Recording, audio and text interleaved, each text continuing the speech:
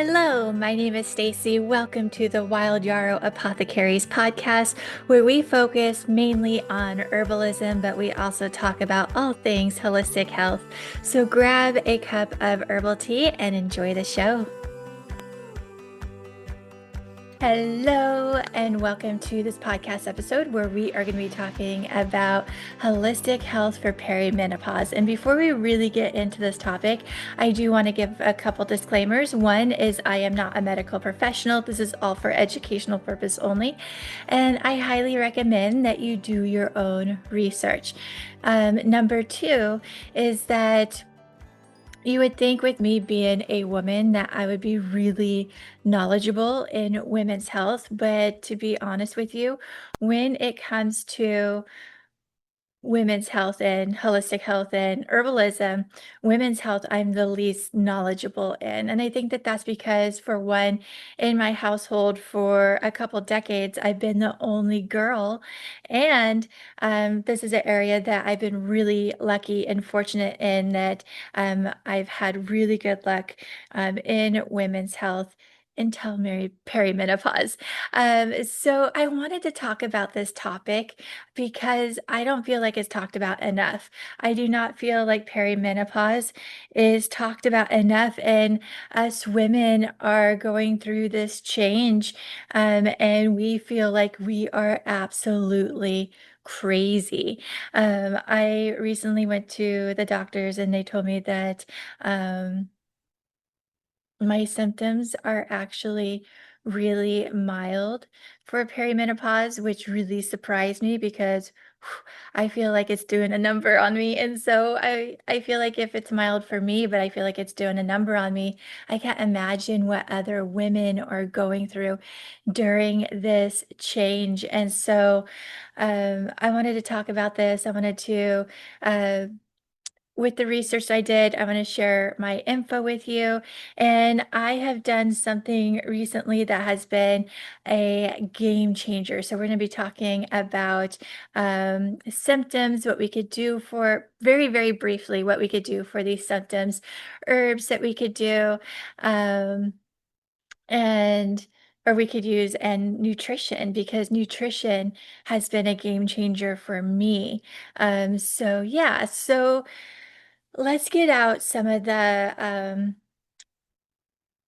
like what everything that involves perimenopause. Let's talk about this first. So, I have heard someone, I can't remember who said this, but whoever said this is so true, that perimenopause is like a second puberty. It is. When teenagers go through it, teenagers, they get moody, they get symptoms, they have skin issues, and it's almost like they kind of lost themselves for a little bit to find themselves again. And I feel like perimenopause is the same way, to where it's like a second puberty.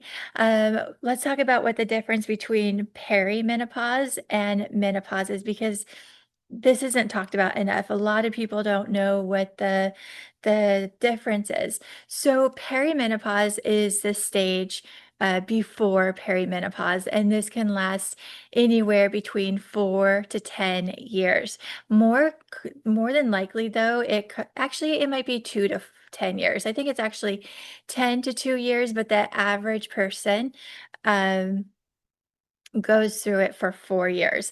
TMI, and we're gonna have lots of TMI moments in this podcast. So if you don't like TMI stuff, I would just get out of this episode. But TMI, I have a funny feeling, like I could be dead wrong, but I think mine is gonna be 6 years. I have a gut feeling that my perimenopause is gonna be 6 years. I've already been in it for roughly about 4 years. I have a funny feeling I have 2 more years. I don't know why, but I just have this gut feeling. But yeah, so it can be anywhere between 2 to 10 years. I envy the people who have it for 2 years. Um, but perimenopause is where our body's going through the whole changes. Our body's adjusting to go to menopause. Menopause is when you can say that you have had no periods for 12 plus months. So 12 plus months, you're in menopause. Um, and then like perimenopause is all the stuff leading up to that, and we get all sorts of fun. That's sarcastic, unless if you couldn't tell, you can tell that was sarcastic, but fun symptoms. Fun, fun, fun. Um, Most women commonly enter in perimenopause between the ages of 40 and 44. However, women can enter in their mid 30s or their early 50s. So, yeah, I think it's really important to talk about symptoms because you only, I feel like we most commonly hear about hot flashes and night sweats, which we're going to talk about. But there's so much more. There's so much more symptoms. From my research, I actually discovered that perimenopause, like one of the biggest things, is it can amplify current illnesses and conditions, or it can reveal hidden illnesses. So yeah, so if you have any illnesses and you're in your 40s and they have like amplified, or all of a sudden you have a new one, this could be perimenopause. So let's talk about symptoms first, because I really think that symptoms can tell us a lot. First one, we're going to talk about the most common. And oh, and I want to talk about 13 common. So 1 through 13 are going to be very common. Symptoms, and then um 14 through 20 are going to be uncommon symptoms. So number one, we're going to talk about the most common one, which is hot flashes. Funny thing, I haven't had a hot flash. I think I'm really lucky. I have not had a hot flash, but a lot of women do. I think I wonder, and I don't know this for sure, but I wonder if it's because um I just run cold. I run really, really cold. And I actually got ahead of myself. I want to talk about one more thing really quick before we get into hot flashes. But most of the time when women go through perimenopause, their progesterone declines. So their progesterone declines. And then for like the first half, or maybe a little bit longer than that, their estrogen is fluctuating. It's going up and down, up and down. And then when you are like nearing, getting closer and closer to perimenopause or to menopause, your estrogen is actually declining. But it's different for everybody. So that's what it commonly does, but it could be different for everybody. There's some women who they are, they're too high in estrogen and we need to figure out how to lower it. And there's some women who are too low in estrogen. We need to figure out how to raise it. But I haven't so far heard of anybody that has too much progesterone. Um, so so yeah. Um, I guess it's possible, but I haven't heard it yet. So most of the time we're trying to figure out how to raise the progesterone, but we want to figure out how to balance out estrogen. So, hot flashes. From my understanding, hot flashes are from fluctuating estrogen. Um, so, when it comes to hot flashes, two of my favorite herbs for hot flashes is sage. Sage is perfect, or rosemary. I go for sage, but rosemary helps too. I also heard that maca root might help too. So maca root. All right, so number two is night sweats.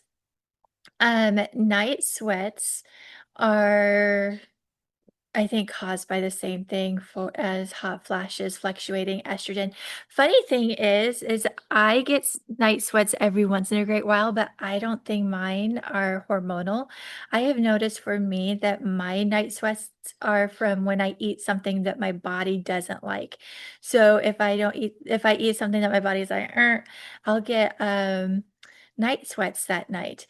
And I've had this for like over 10 years, probably more like 15 years this is happening before I even entered in perimenopause. So, um, but yeah, so night sweats again can be helped with the same things as hot flashes. So sage, rosemary, maca root. So yeah, black cohosh might be able to help with that too. I actually think black cohosh can help with hot flashes and night sweats. Um, and so let's go to number 3, which is irregular periods. The funny thing is it can go either way, which I find is interesting. You would think with going through perimenopause that your menstrual cycles would get further and further apart from each other. But with some women, they can get closer and closer.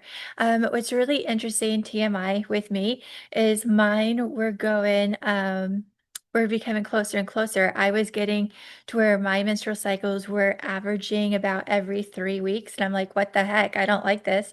But I did something which I'm going to talk about later on in the episode. And I'm back to being regular. I'm back to having them like every 4 weeks again. So yeah, I just find that's really interesting. So, um, herbs that may help regulate, the your menstrual cycles are going to be like Vitex, motherwort, black cohosh. These are the big ones. There's a bunch of other ones, but I feel like those three are going to be the powerhouses. Vitex for sure. Vitex is also called chase berry. I like to call it Vitex, but some people call it chase berry. If you go to buy some from like a health food store, you'll see it under both names. Like half of the people call it Vitex and the other people call it Chase Berry. So Chase Berry, Black Cohosh, and Motherwort. All right, so this next one, number 6, brain fog, memory issues, trouble focusing. I swear, my biggest perimenopause symptom is memory issues. Oh my goodness. I used to remember dates really, really well. That was my thing. You could tell me your birthday, and I used to be able to tell you like a year later. I'd be like, "Oh, it's so and so's birthday is at this date." No, I can't do that anymore. I can't do that. I might be able to tell you the month, but I'm really, really fuzzy on the day. I keep forgetting things that I normally used to or to remember. Um, I never needed a calendar to where I do need a calendar now. I need reminders. And so my biggest thing for memory, or my biggest thing for perimenopause, I think my memory is not where it used to be. So for memory, what I like to do is like rosemary, lion's mane. Those are my go-to, but you could also try gachakula. So gachakula could also help. Brain fog, you could try it rosemary as well. But I have found for me, and we're all different, but for me, I've noticed if I consume too much sugar, it gives me brain fog and actually make it sit to where I have trouble focusing. So all of these brain fog, memory issue, trouble focusing, I would do rosemary and lion's mane, possibly gachakula. Hopefully basil might be able to help as well. Um, but I would also look into, if you have brain fog or trouble focusing, are you consuming sugar. Also, it could be a vitamin and mineral deficiency. Are you getting plenty of magnesium? Are you getting plenty of vitamin D? Are you getting plenty of vitamin C? So, and even if you take a multivitamin, I would still get your vitamins and mineral tests, like get a test done because um, our bodies might not be absorbing the nutrients properly. So, yeah. All right. So number 7, moods, irritability, emotional. So you might be getting really cranky, you might be getting moody, might getting emotional. For me, I have noticed I've been getting more and more emotional. I am crying over things that I have never cried about before. And I'm like, no, this sucks. This sucks. Um, I don't think I'm getting irritable too much. I feel like every once in a great while, like maybe once every 2 to 3 months, I feel like I have a day where I'm really cranky. And I know that I'm being cranky, so I just try to keep to myself and try to keep my crankiness to myself. But more mine is emotional. So what can we do about this?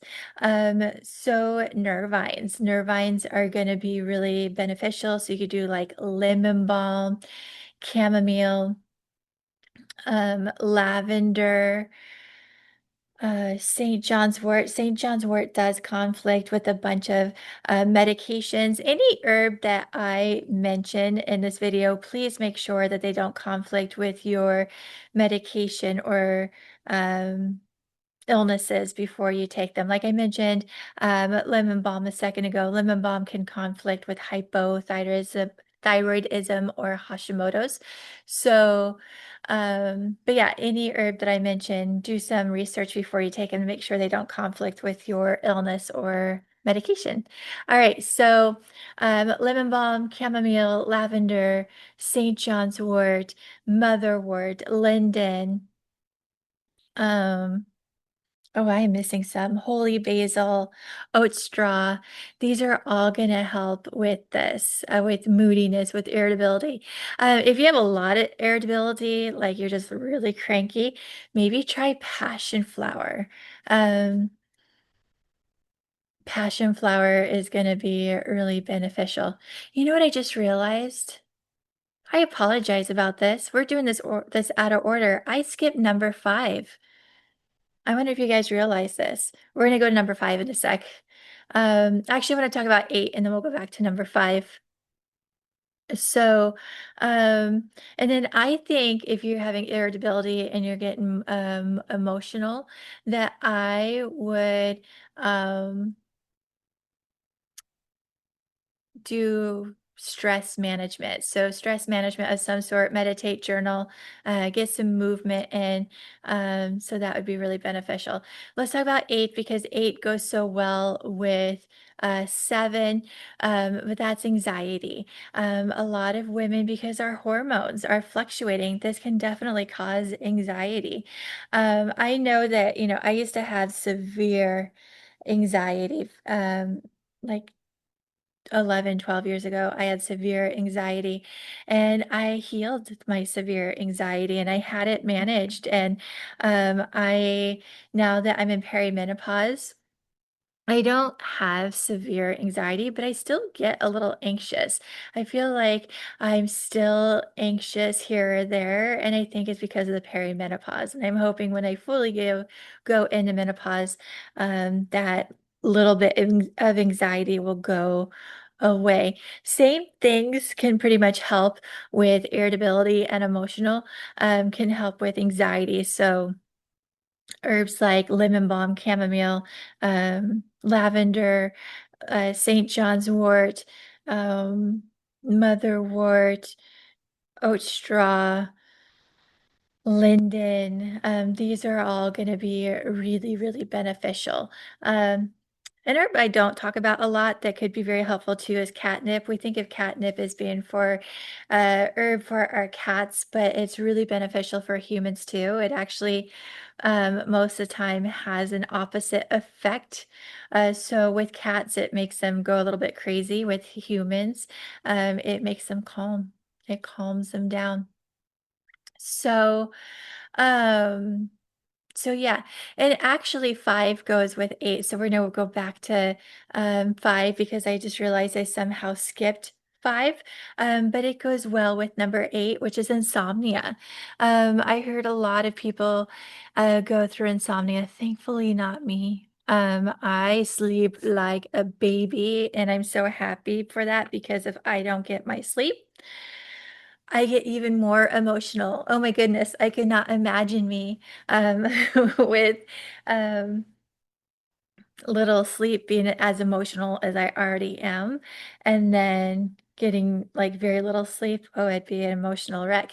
But, um, there's a lot of things we do wanna make sure that your hormones are getting balanced, for all of these, but you wanna make sure your hormones are balanced for insomnia. So I would take either, uh Vitex or Black Cohosh. But for sleep, everybody is different. I have found that some people do really well on valerian, but some people don't. Some people do really well on California poppy, and some don't. Some do really well on skullcap and passion flower as a combo, and some people don't. So it's something that you're going to have to experiment. Although, I have this trick. I found this trick and I've been talking about this a lot, because this trick has been working, and this trick should only be working for people who can easily go to sleep but wake up and then can't go back to sleep. Um, but I've been actually noticing that I've been trying this with all of my clients, and even the people that can't go to sleep, this has been working for them as well somehow. So a lot of times, if we have issues with sleeping, this can be an adrenal issue, which just can very much be the case for perimenopause. And I'm going to explain why later on the episode. But adrenal issues can definitely cause insomnia and can be caused by perimenopause. So, what I have been having my clients do is I have been having them to start with holy basil, or it's called holy basil or tulsi. Half of the herbalists call it holy basil, other half of the herbalists call it tulsi. Same herb, two different names. So I have them take it whichever way they want to take it, tincture, capsule, tea. I personally love it in a tincture because I don't like to take tea right before I go to bed because and I have them take it right before they go to sleep. I um have them I like tincture because I don't like drinking tea before going to bed because then I have to get up and go pee throughout the night. But holy basil does not have sedative properties in it, but it helps to calm the adrenal glands. It's a calming adaptogen. And so, um, I have them take it, and then this has been working, roughly for about 6 weeks for all my clients. It works so well, and then all of a sudden, about 6 weeks, it stops working. So then I have them get tart cherry juice.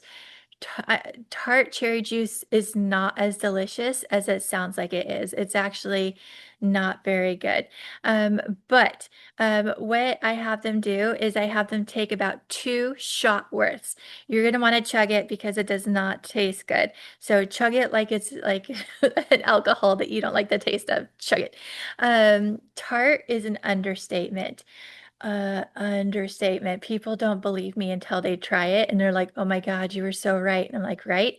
So I have them before they go to bed take about 2 shot worths, chug it. And then what's funny is this works again roughly for about 6 weeks. And then for some reason, after 6 weeks, it stops working. And then I have them go right back to the holy basil. So they have them alternate between holy basil and tart cherry juice, back and forth, back and forth. And um, so far, all of my clients that I have had doing this say that it works. So this is something that you can do. Now, it's not going to make you sleep 8 hours right away. I had a client that she averaged about, 4 hours of sleep.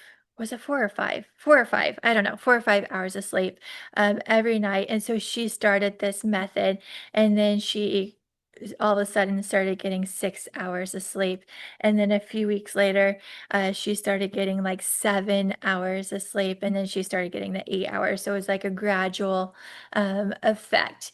So this is something that I would try to do. But you could also try valerian, California poppy, skullcap, and passion flower combo. Um, those are all. But I'm gonna tell you for me what I have noticed because I've never, well, okay, twice in my life I have had a small bout of insomnia, but most of my life I have slept like a baby. But I've always been a light sleeper, and I used to be the type that it would take me at least a half an hour to fall asleep, if not even an hour. Like, I would have to just lay there, for, like, a half an hour to an hour, before I could fall asleep. But I have to tell you, for me, the thing that has helped with sleeping better is my nutrition. The better I eat, the better I sleep. So I actually now can fall asleep within 10 minutes. Within 10 minutes, I can fall asleep and I've become a heavier sleeper. I still am somewhat a light sleeper, but I'm heavier of a sleeper than I used to be. So, um, yeah, and talking about this, I realized that I also skipped number 4. So we're doing this list all out of order, which is fine. I don't know how I skipped 4 and 5. So it's just gonna be one of those days. Um, um, this is something that I want to preach is that you don't have to do things perfect. You don't have to do, I usually talk about mental health, um, but we don't do things perfect here. We do things messy here. So, a part of me wants to start this episode over again, but I don't want to. I want to show that I'm a messy human being too. We're all messy. So I don't know how I went from 3 to 6, but I miss 4 as well. So let's talk about 4, which is your menstrual cycles can be heavier or lighter. If it's lighter, I would actually like my menstrual cycle to be lighter in all honesty. But if it's heavier, this is common. It's not normal, but it's common. Um, what I would do is try to take some herbs that can help to balance out your hormones. So I would take Vitex, um, black cohosh. I love motherwort, but, you can definitely, if you have heavy menstrual cycles, you can take motherwort, but only when you're not on your menstrual cycle. Do not take, you do not wanna take motherwort when you're on your menstrual cycle if it's heavy. So if you're on a heavy menstrual cycle, do not take motherwort, but you can take motherwort, um when you're not on your period, and it will be okay. but, don't take it while you're on a heavy, period. But herbs that I love, like my go-to, for heavy periods is yarrow. You, should take yarrow as soon as you start your period and take, I like tinctures. You don't have to do tinctures if you want to, you can drink a tea. But for a tea, if you wanna take a tea, drink like 2 to 3 cups a day. Um, if you're doing a tincture, I would take about a half a squeezeful, 2 to 3 times a day, and it's really beneficial. Another herb that you can try to do is shepherd's purse. The only thing you have to be careful is shepherd's purse can raise your blood pressure, so you gotta be careful with that, but shepherd's purse can, decrease menstrual cycles as well. Um, but my go-to is yarrow, and I absolutely love this. Um, all right, so number 9 is weight gain. Weight gain is a big one. I suffered from this too. I gained like 30, 35 pounds super fast, like really, really fast. It was like surprising how fast I gained this weight. And I did anything and everything I could think of, which I'll talk more about later on um, in this episode. And um, nothing worked. Perimenopause is, I had someone tell me the other day, perimenopause is a beast. Yes, it is. And so I tried throwing everything holistic at myself in the kitchen sink and nothing worked until something crazy that I started in October, which I'll talk more about later. But let's talk about weight gain. A lot of people ask me what herbs can help with weight gain, and I don't think it's so simple. I think we need to figure out what is the root cause for weight gain? And I know we're right here, we're talking about perimenopause, but I think it's a little bit more than that. I think perimenopause is amplifying another root cause. So we need to figure out what is that root cause. And in my opinion, I think the number one cause for weight gain is vitamin and mineral deficiencies. I will keep saying this. People are probably tired of me talking about this, but I think it's vitamin and mineral deficiencies. Um, have you have you ever been physically full? Like you feel like you are busting at the seams, like I have eaten so much, but I still want to eat. I still don't feel satisfied. That is your body speaking to you, saying, "Yes, great, we're full, but we are not getting the nutrients that we need." Your body is, communicating with you, saying that it needs more vitamins and minerals. Even if you are taking a multivitamin, you still might not be getting what you need because your body might not be absorbing the nutrients properly. But the average person is not getting their nutrients too with the food. Most people are eating foods that are lacking nutrients. So what I would do, even if you're taking a multivitamin, is to go get a vitamin and mineral deficiency test.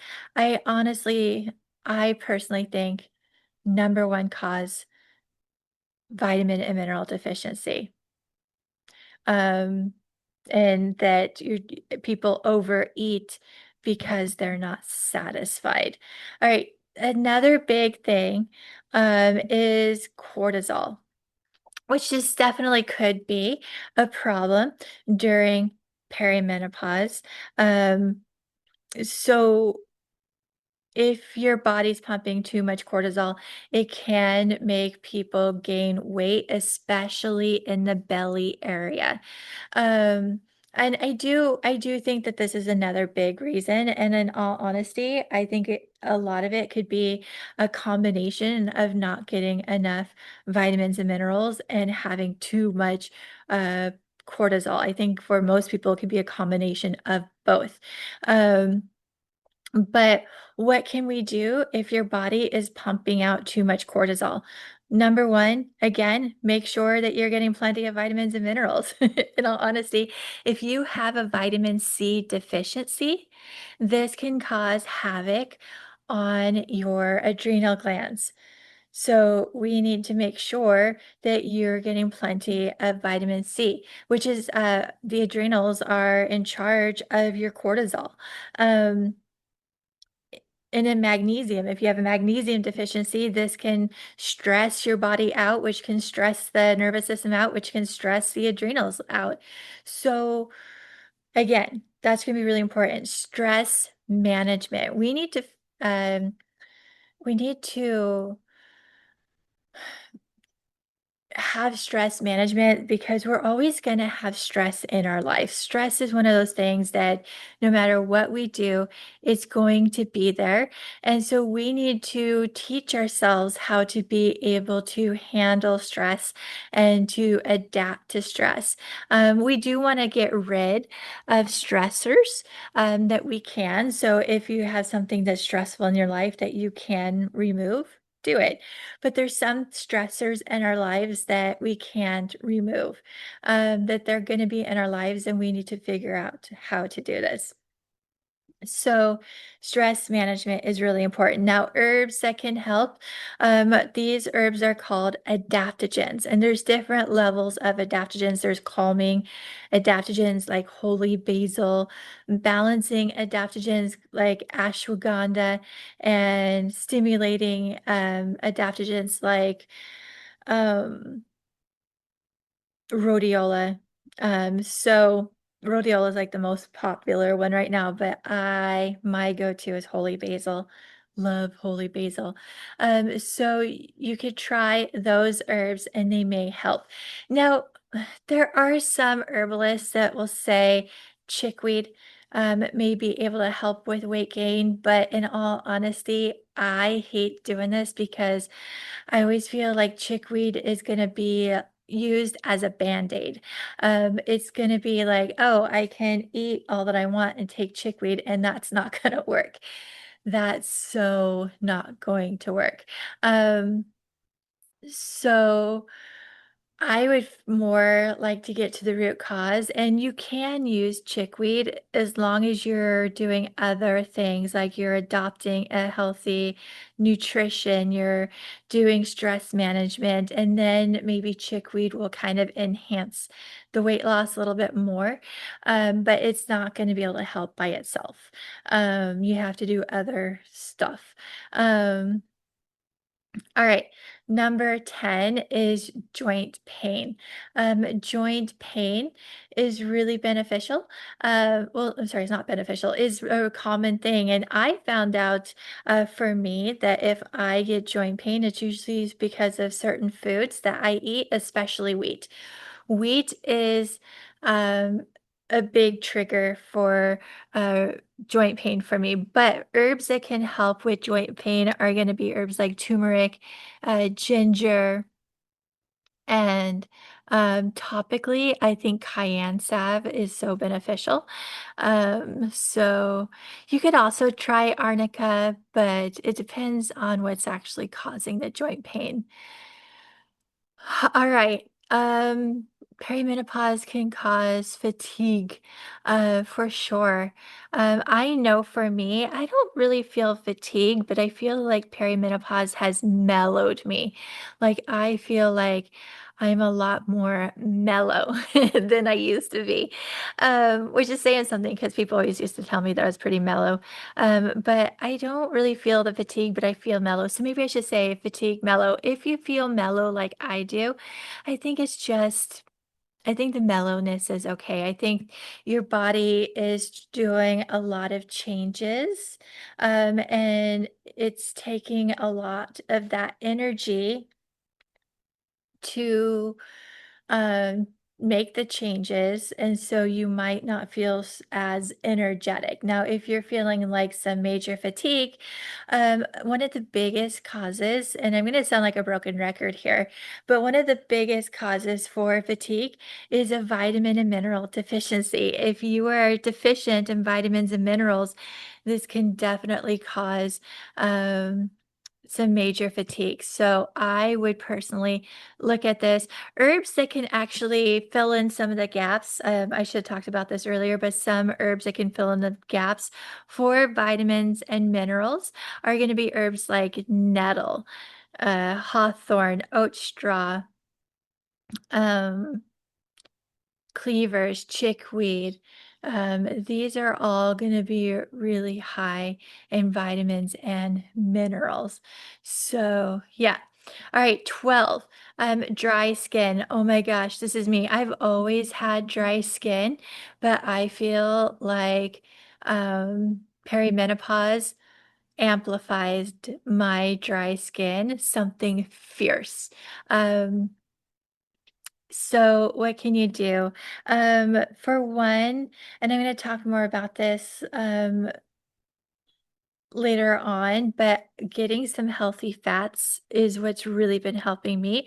So healthy fats is going to be beneficial internally. So trying to heal the dry skin from the inside out. Marshmallow root is going to be beneficial. Licorice root. Licorice root does conflict with high blood pressure and like high blood pressure medication, so be really careful with that. Linden might be beneficial. Oat straw might be beneficial. A lot of people are going to say slippery elm. I don't like to um, promote slippery elm because slippery elm is endangered. So I try to do my own thing, and I like to do more marshmallow root because there is marshmallow root in abundance and it pretty much does the same thing. Topical uses, you could try calendula. So calendula is beneficial. Comfrey is really beneficial. Castor oil. A lot of people like to use castor oil. Tallow could be really beneficial. So, those are all things that you can try. So, yeah. Number 13, is thinning hair or hair that grows where you don't want it. So, thinning hair, um, again, a lot of times thinning hair could be caused by vitamin and mineral deficiencies. So, if you have thinning hair, I would check your vitamin and minerals to see if that is happening. Thyroid issues can also cause thinning hair, which I've had. This is slightly going off topic for a sec, but I would say easily the last 5 clients, if not even 8 clients that I have had thyroid issues. And I personally think one of the biggest causes for thyroid issues is going to be iodine deficiency. So if you have a thyroid issue, I would get your iodine levels checked. And I am so bummed. I talked a client in to going and talking to her doctor and saying, hey, can we do a vitamin and mineral test to see if I'm low in iodine? And her doctor told her no, because there is no way in today's society that anybody could be low in iodine, and I strongly disagree with that. I strongly disagree about people having no way to be deficient in iodine. I think it's a very common problem right now. And the reasoning is we used to get our iodine in 2 main ways. We used to get it through the soil, but they have damaged our soil. Our soil has been damaged so much that we're not getting it in our produce anymore because of what they're doing to our soil. But another really big way that we were getting our iodine was through iodized table salt. We used to eat iodized table salt like crazy, but then a lot of people realize that iodized table salt can cause high blood pressure. And so then everybody started switching from iodized table salt to Himalayan, Celtic sea salt, or real Redmond salt, and they are not iodized. So we're not getting our iodine anymore because we switched to healthier salt that unfortunately doesn't have iodine in it. Um, I know this is I kind of went off topic, but it kind of goes in there. So I strongly believe, especially with the amount of people who all of a sudden are starting to have thyroid issues. Why did we not hear about this 15, 20, 30 years ago? You didn't hear people that had thyroid issues, and now all of a sudden, um, like I said, at least five, but if not even eight of my last clients that have come to me have had thyroid issues of some way, shape, or form. In my opinion, it has to do something with the iodine. So if you're losing hair, maybe look to see if you're deficient in iodine. And not to, try to put my own health on other people, but I had my vitamin and mineral test done about a year ago and found out that I was deficient in iodine. So, and I am really careful with trying to get plenty of nutrients in my body. So, but yeah, if you have thinning hair, maybe get your thyroid test, and then if they say you have a thyroid issue, maybe check your iodine. But it could also be a vitamin and mineral deficiency test, and others. Also, it could be stress. Stress can also cause hair loss.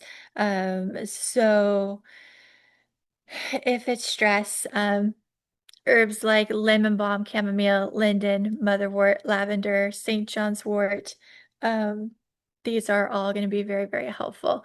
And then growing hair where you don't want it. I'm still trying to figure this out. Another TMI thing, but my family is just hairy anyways. So I have my whole life have gotten hair where I don't want hair. It's just what it is.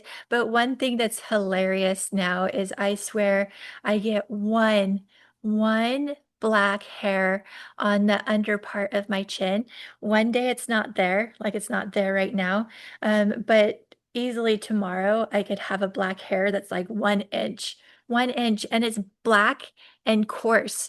It's like super thick and black, and it's just sticking straight out. And I'm like, where did you come from? And that started a few years ago. And I was like, what the heck? So I don't know how to fix that. I think that's just something extra hair. Although you could try to balance your hormones. Although I feel like my hormones are fairly balanced. And I still get that, yeah. Um, all right. Now the next few things that we're going to talk about are going to be things that are not common, but they can still happen. And what's funny is I have the first three. No, I have the first three and the last one. So I'm getting the least common, which is common for me. Um, migraines. I used to get migraines all the time, and then I found out how to manage my migraines to where they were very few and far between. But now I'm getting them a little more often again, and I think it's because of perimenopause. So migraines are um they can happen. They can definitely happen. And I have been able to figure out how to decrease them again. I'll talk more about that in a little bit. But I found that, in my opinion, I strongly believe that migraines are like a really, really nasty allergy symptom. We are having things trigger them. So I would find out what is triggering your migraines. Mine is very chemical based. So anything that is chemical, like certain cleaning products, perfumes, um, cosmetics, stuff like that, something that's and then, like, artificial sugars, oh my god, artificial sugars are so bad. So chemical-based, MSG, a lot of people say MSG is harmless, I don't think so, and I noticed that MSG is definitely a migraine trigger for me, but find out that, but a lot of times what I'm really starting to realize is any kind of allergies is probably because of a stagnant liver. So I would try to um, make your liver happy. Maybe I'll do an episode on liver health in the near future. But just briefly, what you could do for liver is what herbs can help with the liver are going to be like dandelion leaf and or root, milk thistle, turmeric, schisandra, artichoke leaf, orange peels, anything that's really bitter is going to be really good for the liver. And I think sometime in the near future, I don't know when, I'll try to do an episode where I go more into detail with the liver. Number 15, I think this is my second biggest issue for perimenopause is food sensitivities. I am sensitive right now to so many so many foods that I struggle with right now. And so I think, in all honesty, that it's both a gut issue and a immune system issue. So it could also be a lymphatic issue too. But I think for most people, if you have food sensitivities, it's probably going to be a leaky gut, but it's also going to be a hypervigilant, um, overreactive uh, immune system. And so what we want to do is for the gut is we need to temporarily remove foods that you're sensitive to. So I'd find out what you're sensitive to, remove it, and then you do things like bone broth, L-glutamine, marshmallow root, calendula, plantain. These are all going to be really beneficial for the immune system. We'd want to focus on immune modulators. So these are going to be like astragalus, turkey tail, reishi, um, turmeric. These are all going to be really beneficial. And in my recent research, I never realized how intertwined that the nervous system and the immune system are. I'm starting to learn this more and more as I do research. So what I would do is stress management. I feel like if you can lower your stress, you can get your nervous system out of stress out of a hypervigilant mode, out of survival mode. If you can regulate your nervous system, this then can help to regulate your immune system. So stress management is really important. Um, Another uncommon one that I feel like I have big time, I almost feel like I have had a really mild case of this, number 16, for all my life, but it was so mild that it didn't really affect me too much. And then perimenopause amplified it, but that is histamine intolerance. I feel like I'm struggling with histamine intolerance big time right now. And um, and I think my histamine intolerance is actually causing my migraines. So I got to be really careful with histamine. What I would do, because I can't remember them on the top of my head, if you believe that you have histamine intolerance, is to research foods that are high in histamine, and you have to um, avoid those foods for a while. And again, my I believe that the biggest thing for a histamine intolerance is the immune system being dysregulated, the immune system being in hypervigilant mode. So we need to figure out how to get the immune system calm. And one of the biggest ways is with the nervous system. Take nervines like lemon balm, chamomile, oat straw, all of those I've mentioned before. And then um, do stress management, and then herbs that are gonna be really beneficial, like immune modulators are gonna be astragalus, turkey tail, reishi, turmeric. Those are gonna be so beneficial. All right. Itchy skin. Thankfully, I don't have this one, but I've heard that this is, and I'm surprised when I did my research that they call this uncommon because I have heard a lot of people on social media say that they struggle with itchy skin. Totally, totally normal. Again, with all of these, we want to balance our everything that I mentioned. We want to balance our hormones. So I would try Vitex, Black Cohosh. You don't have to take both, but one or the other. Um, Itchy skin, you could try maybe like calendula. Calendula would be beneficial. I would do calendula, you could do comfrey, you could do plantain, but I feel like most people can get their hands on calendula, salve or oil, ointment of some sort. Number 18 is going to be tingling sensation. So tingling sensation, I feel like this has to do something with the nervous system. I wonder if you're a little anxious if you have tingling sensation, like in your like fingertips or your toes or the top of your head. Um, I feel like this might be tied to anxiety, maybe. Um, so I would try to heal the nervous system, stress management, but herbs are going to be your nervines again, like lemon balm, chamomile, lavender, St. John's wort, motherwort, oat straw, herbs like that. And then 19, this is the last thing, the last symptom is actually, this isn't the last symptom. Well, kind of. It sort of is. 19 is, and I got this one.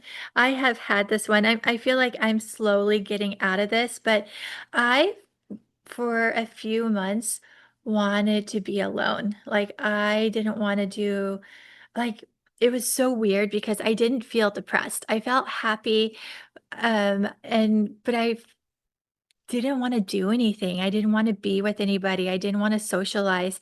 I didn't want to, and I feel like I'm coming out of that right now. Like, I feel like I'm still halfway in this mode, but I've halfway gotten myself out of this mode. But I did read, that this is a very common thing. So if you're feeling, and I didn't want to do my favorite things, like I didn't want to go hiking, I didn't want to go paddle boarding. I just kind of wanted to lay on the couch, read a good book, and just be by myself. But I felt happy. Like I didn't feel like I was sad. I didn't feel like I was miserable. I didn't feel, um, and I think part of that could just be, again, for the same reason for fatigue, is that your body's doing a lot right now. If you feel like you are just want to be alone, your body is doing a lot. It's making a lot of changes and it's taking a lot of this energy.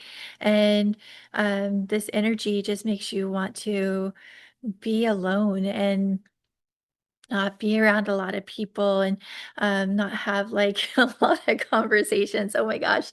In the last few months, I've had a few like deep conversations that had totally worn me out. I'm like, I am just mentally tired. I need a few days to recuperate.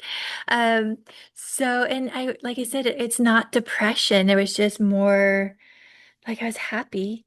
So, and I think that's normal. I read that that's normal. So, if you're feeling like I just don't want to people, I just want to be by myself. I don't enjoy doing the things that I used to enjoy. It's normal, and but you feel happy. That's normal. It's a normal part of perimenopause, and I do think that it is short-lived, and I feel like I'm halfway, thankfully, out of that mode right now. Not fully, but halfway. So I feel a little bit more sociable now. Um, and in 20, there's just so much more. There's so many more symptoms to come with perimenopause, and we are just all different. So, if you feel like you could be going through perimenopause, what I would do is go get your hormones tested, especially your estrogen and progesterone. So, testosterone is important too, but when we are going through perimenopause, it's our estrogen and progesterone that is usually ones that are changing, and it's normally but everybody is different, so keep that in mind, but normally it's the progesterone lowers, and then the estrogen fluctuates for the first half of perimenopause, and then the second half of perimenopause, it starts to decline. So let's talk about one of the reasons that estrogen can start to decline. So when or between sorry, I'm trying to figure out how to explain this. Actually, throughout our whole life up until menopause, um, women get their estrogen through 2 places. They get their estrogen through their ovaries, and they get their estrogen through the adrenal glands. So they're getting it through both. So your ovaries and your estrogen, they're getting us plenty of estrogen. So when we are gradually going through perimenopause, our ovaries are secreting less and less um, estrogen. And then when we're fully in menopause, our ovaries are no longer producing estrogen, but our adrenal glands still are. So we want our adrenal glands to still be happy and healthy.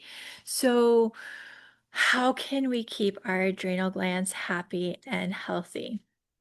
Number one, number one way is I'm going to tell you is stress management. Figure out how to adapt to stress. We're going to have stress in our life. I know this is corny, but we're going to want to fill our cup. So we're going to want to do things that are going to make us happy and healthy. Take care of yourself. So when a stressful time happens, you're like, I can conquer. I can handle this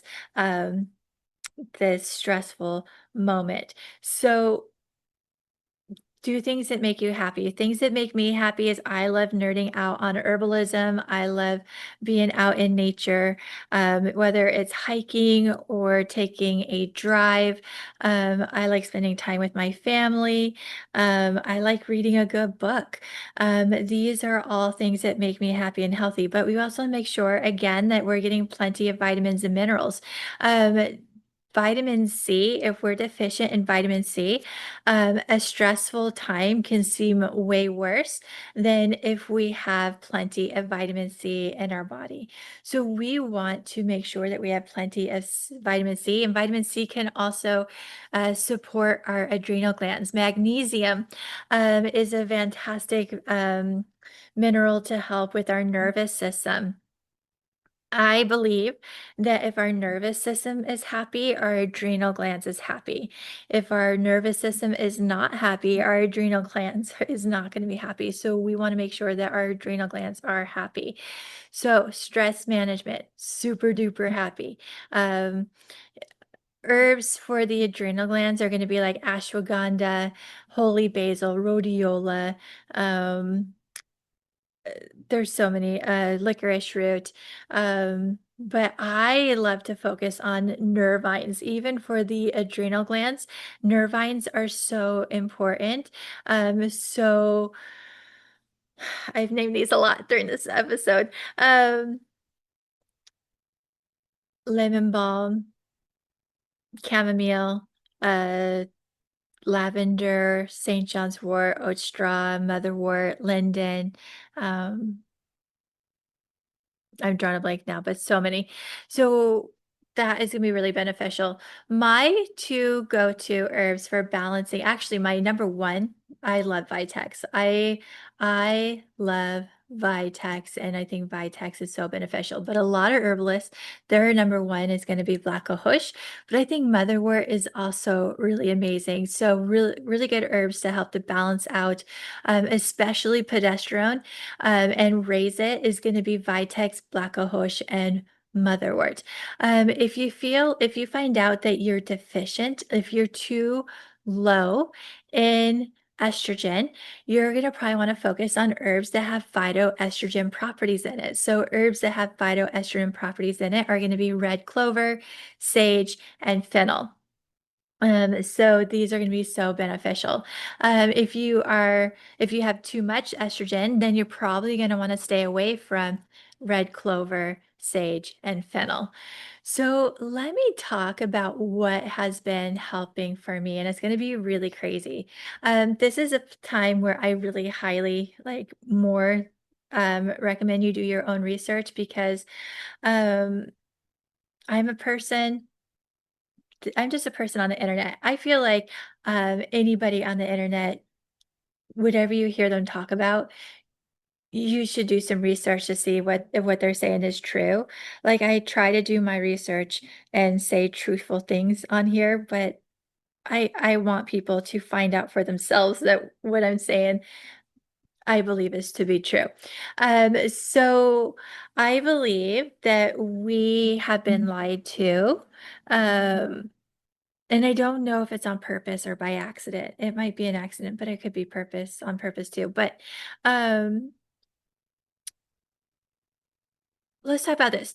About 3 years ago, my husband started bringing up the carnivore diet, and I was like, absolutely not. No way. Why would I want to do the carnivore diet? And I have a point for this. I have a point, so bear with me here.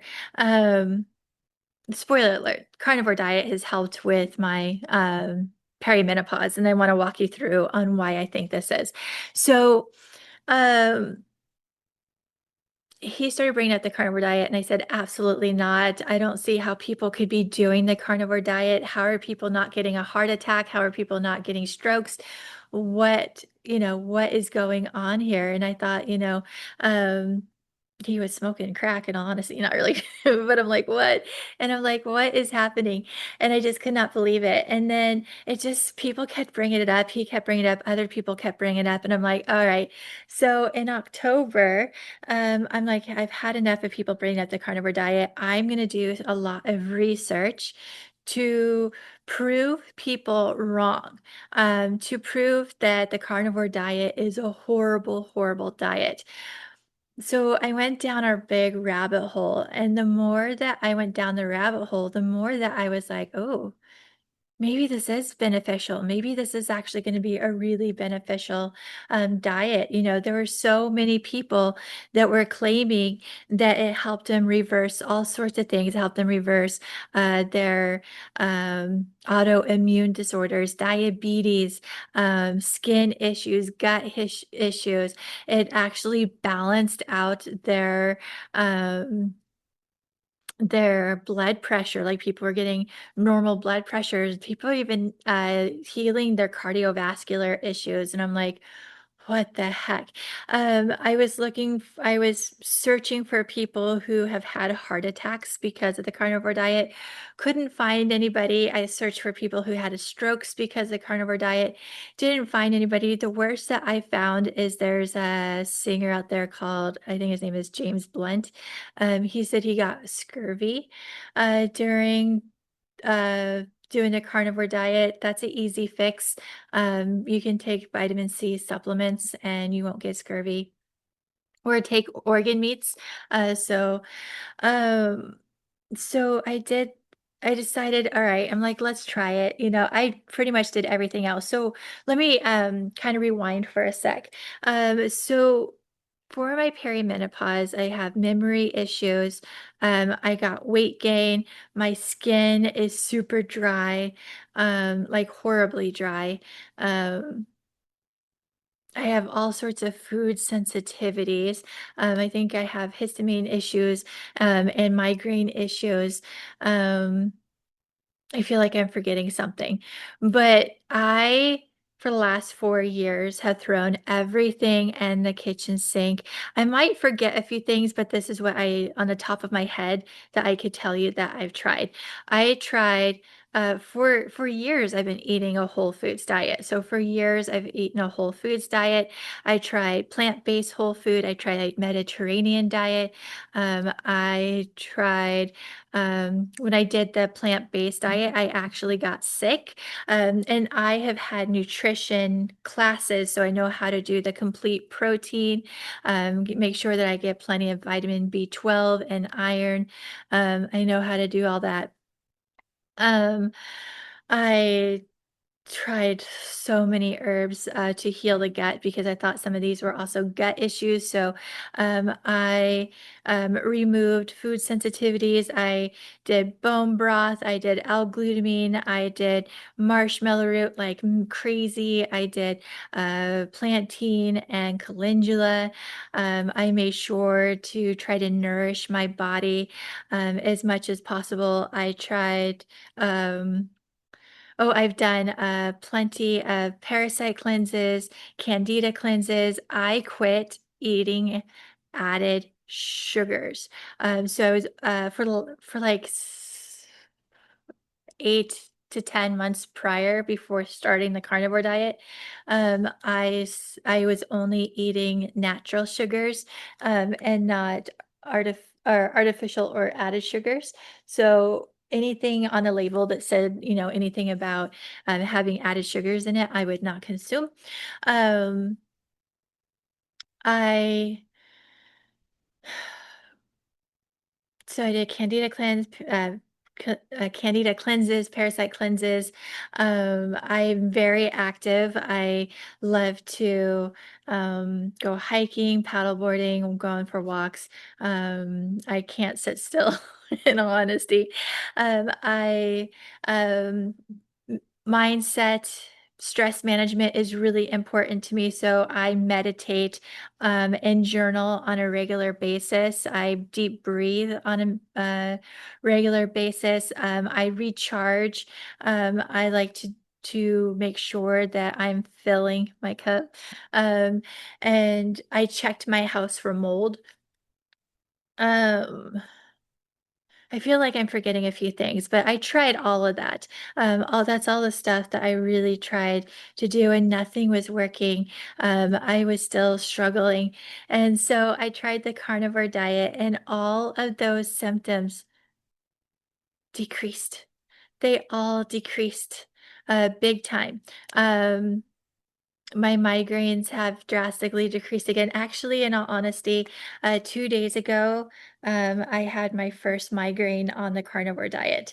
Um, and I've been off and on um, since October. Actually, so when I did the carnivore diet, I started in October. I did it for 6 weeks, and then I tried to go to the animal-based diet, but the animal-based diet plateaued me. But for some reason, I wasn't mentally into doing the carnivore diet until June 1st or June 4th. So June 4th, I started the carnivore diet again. Um, and so I've been on the carnivore diet now since June 4th again, my second round. And so I'm not sure why I got a migraine a couple of days ago, but I hadn't had one since prior to that. I think I had one at the beginning of May. So beginning of May was the last one I had, but I was on the animal-based diet then. I think it was because of histamine issues. But anyways, my skin is looking so much better. My skin is looking better. My memory, um, It's a little better. It's still a little off. I've lost a little over 20 pounds. I'm losing weight really, really, really slow. And I get frustrated with how slow I'm losing weight. But one of the things that I've seen is that women who lose weight super fast, they lose their hair. They start losing hair. And because I'm losing weight at a snail pace, I still have a thick full of hair. So I still have a lot of hair. So as annoying as it is that I'm losing weight super slow, um, I'll take it because I like my hair. So, um, but what else? I'm hoping that this is healing my food sensitivities. I'm hoping that this is healing my histamine issues. I don't know yet. But why is my symptoms, um, declining? Why are they how am I reducing my symptoms on the carnivore diet of all things? I have a theory on this. So one of the things is the one thing that scares people on the carnivore diet is yes, your cholesterol does raise. Your cholesterol will rise. And I have some theories. Please do your own research on this because I feel like I sound like a crazy woman. But I don't think cholesterol is the enemy that most people make it out to be. I actually think that we need cholesterol. And someone did tell me that, but Stacy, and she was one of my favorite people. She's a really cool person, but she's like, but Stacy, our bodies make their own cholesterol. Yes, but some bodies produce more cholesterol than others. So it's called endogenous cholesterol production. So I believe that there are some people out there that may be producing more cholesterol in their bodies than I am. And I wonder if it can have something to do with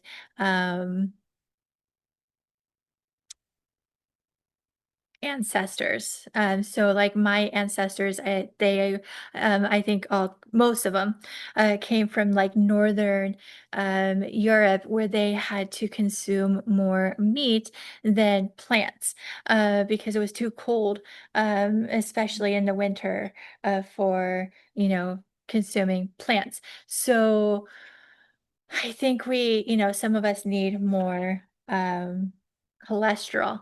But what does this have to do with perimenopause? Do your research on this. Ask Google, ChatGPT, whatever, whatever you use, where not where. I tried to do that once and it didn't come out right.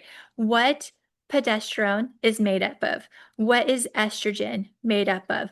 What is testosterone made up of? Do you know what these three are made up of? Cholesterol. They are made up by cholesterol. So I have this theory. I know this is going to sound crazy because it goes against everything that we were taught, but I have a theory that I wasn't getting enough cholesterol. I wasn't getting enough cholesterol for my hormones. I wasn't getting enough cholesterol for my estrogen, for my progesterone, for my testosterone. And this is why I was having symptoms. I'm not telling you to do the carnivore diet unless you want to, unless you do your own research, but I am encouraging you to maybe try a high protein, high fat diet. Um, and clean. Not like don't go to like McDonald's and Burger King and all that, but fresh meats. And I hate to say it, but I know for me, we're all different, but for me, it's only animal fats that are working for me. I have tried my best to do like plant-based fats, and it did not work. Plant-based fats did nothing. And I think it has something to do with cholesterol. In all honesty, I think the animal fats is where the cholesterol is. And so animal fats is the only thing. And I could tell you, the more fats I eat, the happier my body is, the happier, um, like I was gonna say, my perimenopause symptoms, but I should say the more my perimenopause symptoms are decreasing. So if you're struggling big time, I highly, highly recommend that you try a high protein, but more high fat diet. Some people might be okay, but what is high animal fat? What I love to do is I consume a lot of tallow. Um, I can't do dairy. If you could do dairy, butter is amazing. Um, Dairy is one of the foods that I struggle with. Um, I I make bone broth, so I've been drinking bone broth like crazy, and I'll actually put tallow in my bone broth. I do lots of ribeye. That's the one thing that I splurge on is ribeyes. So I splurge on some ribeyes, but I don't only eat ribeyes because I cannot afford to eat ribeyes, but I also buy really fatty ground meat. So ground meat is pretty cheap. If you could do eggs, I can't do eggs because that's another thing, but eggs have lots of fats in them. And so eggs, fatty ground beef, ribeyes, tallow, if like the fattier the meat, so you're gonna wanna get like really fatty meats. This goes against everything. Like we were always taught to do lean meats. Lean meats is not where it is, in my opinion. We want fats, fats, fats, fats. So in my opinion, um, the fattier diet that you could get, and I do think we're all different, but with what I'm finding, I think it has to be animal fats, and that goes against if you're vegan, I do apologize. If you're a vegan, then I would focus on like fats from plants. But I think animal fats are better.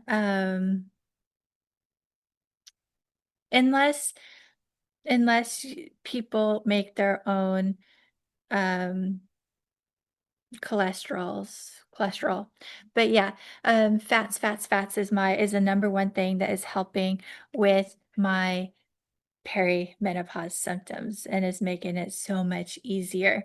Also, what I've been doing a lot lately is I've been focusing on my mental health, so stress management, meditations, journaling, um, just trying to figure out how to calm my nervous system and immune system down. And so yeah, that is all that I have for um this episode. I hope that this helped. The main reason I wanted to do this episode is like I swear that perimenopause is not talked about enough, and I think a lot of us women think that we're going crazy, that we're going mad. And I wanted to talk about it to let you guys know that you're not going crazy, that you're not going mad, and that perimenopause is more than hot flashes. It's so much more than just hot flashes. And so um, I hope you enjoyed this. When I hop off of this episode, I am going to be recording a bonus podcast episode that is herbal kitchen remedies for perimenopause. So, um, actually, I kind of worded that wrong. I'm going to be herbal or kitchen herbs for perimenopause. That's what I meant to say. Um,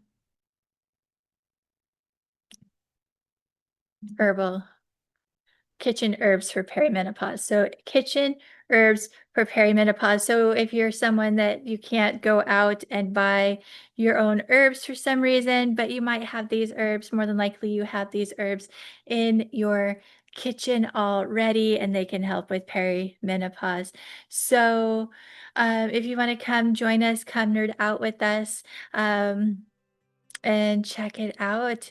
And so I do apologize. This episode was a little messy, but I think that happens, with perimenopause. I think as perimenopause women are a little on the messy side, so thank you for bearing with me. But I hope that this all made sense. I hope that you guys enjoyed this episode.